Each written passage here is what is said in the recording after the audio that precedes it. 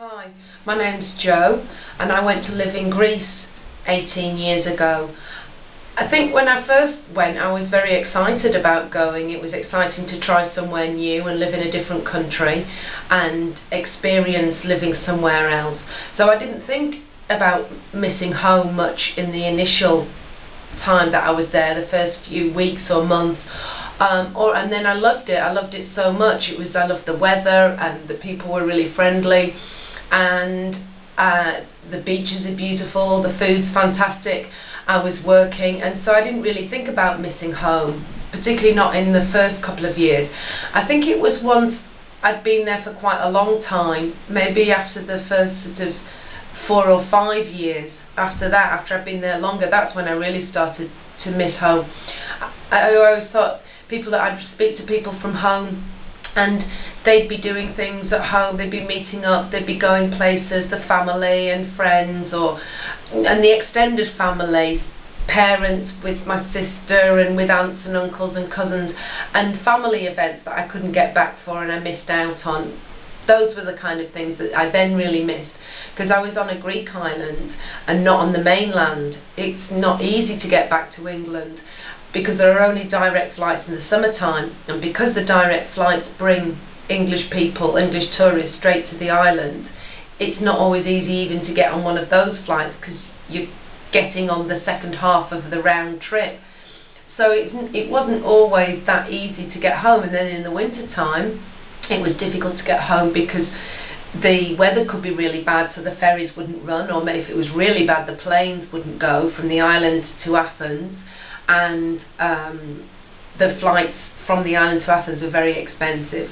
So it wasn't always easy, and it could be at least a 24-hour journey from October, end of October through until May.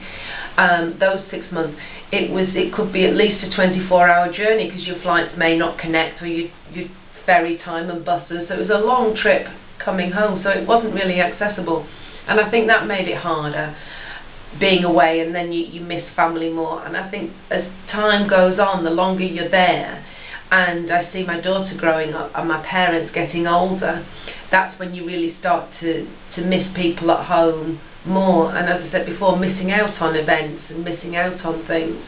And then you start to notice, once you've been living there for a long time and you're really in the system, that's when you really notice the difficulties.